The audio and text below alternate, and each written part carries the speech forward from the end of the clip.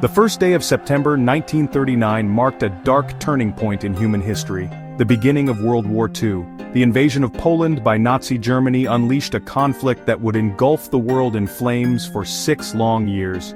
Among the many battles fought in those early days, the Battle of Chojnice stands out as a testament to the courage and tenacity of the Polish soldiers who faced the full might of the German Wehrmacht. Chojnice, a small city in northern Poland, became an early target of the German invasion. Situated in a region known as the Polish Corridor, Chojnice held strategic importance for both sides. Its fate would be determined in a clash of arms that epitomized the early stages of the war, a desperate struggle between a vastly outnumbered and outgunned Polish force and the relentless advance of the German Blitzkrieg. The Battle of Chojnice was more than just a military engagement. It was a symbol of Poland's determination to resist Nazi aggression. The bravery displayed by the Polish soldiers at Chojnice, and indeed throughout the September campaign, serves as a reminder that even in the face of overwhelming odds, the human spirit of resistance can never be extinguished. Chojnice occupied a geographically significant position in the Polish corridor, a narrow strip of land that separated East Prussia from the rest of Germany. Granted to Poland after World War I as access to the sea, the corridor had long been a source of tension between Germany and Poland. For Germany, the corridor represented a painful separation of its territory, a constant reminder of the losses suffered in the aftermath of World War I. The city of Chojnice, with its network of roads and railways, was a vital transportation hub in the region. Control of Chojnice would give the Germans a crucial advantage in their drive eastward, allowing them to outflank Polish defenses and advance deeper into Polish territory. The Polish High Command, well aware of Chojnice's strategic importance, had stationed a small force there to delay the German advance. This force, though inadequately equipped and lacking in air support, would play a critical role in disrupting the German timetable and buying valuable time for the Polish army to mobilize. The defense of Chojnice would be a desperate fight against overwhelming odds, a testament to the courage and determination of the Polish soldiers who fought there. The German invasion of Poland on September 1, 1939, marked the debut of Blitzkrieg, a new form of warfare that emphasized speed, mobility, and concentrated firepower. The Luftwaffe, Germany's air force, played a crucial role in the Blitzkrieg, using its dive bombers to devastating effect against Polish ground targets. Chojnice, lying directly in the path of the German advance, would experience the full fury of the Blitzkrieg. In the early hours of September 1, waves of German Stuka dive bombers descended upon Chojnice, their sirens screaming a terrifying prelude to the onslaught. The Stukas targeted key infrastructure, bombing bridges, roads and railway lines to disrupt Polish communications and logistics. The deafening explosions, billowing smoke and raining debris created a scene of chaos and destruction. The Polish defenders, caught in the open and lacking anti-aircraft guns, were sitting ducks for the Stukas. Buildings crumbled, bridges collapsed, and the air filled with the acrid smell of explosives and burning debris. The Luftwaffe's relentless aerial assault had thrown Chojnice into disarray, paving the way for the German ground forces to advance. Holding the line, Colonel Majewski's stand against the tide. Leading the Polish defense of Chojnice was Colonel Kazimierz Tadeusz Majewski, a seasoned officer known for his tactical acumen and unwavering determination. Facing an enemy that vastly outnumbered and outgunned his forces, Colonel Majewski knew that holding Chojnice would be a near-impossible task. Yet he was determined to delay the German advance for as long as possible, buying precious time for the Polish army to mobilize and prepare its defenses. Colonel Majewski deployed his limited forces strategically, utilizing the city's buildings and narrow streets to negate the German advantage in firepower. Knowing that he could not hope to defeat the German tanks head-on, he ordered his engineers and sappers to prepare demolition charges on key bridges and roads leading into the city.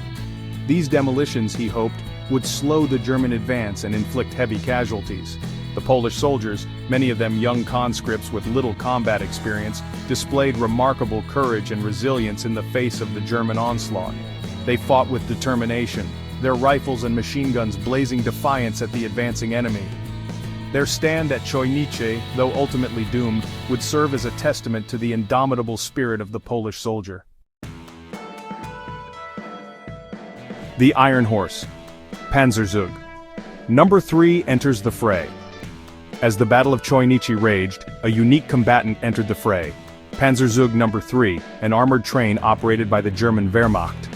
Armed with artillery pieces, machine guns, and anti-aircraft guns, Panzerzug No. 3 was a formidable weapon, capable of delivering devastating firepower with pinpoint accuracy. Its arrival on the battlefield would have a significant impact on the course of the battle. Panzerzug No. 3 rumbled towards Chojnice, its guns blazing. The Polish defenders, caught off guard by the unexpected arrival of the armored train, fought back with whatever weapons they could muster. Anti-tank rifles, grenades, and even Molotov cocktails were hurled at the iron behemoth, but to little avail. The Polish soldiers, however, were not easily discouraged.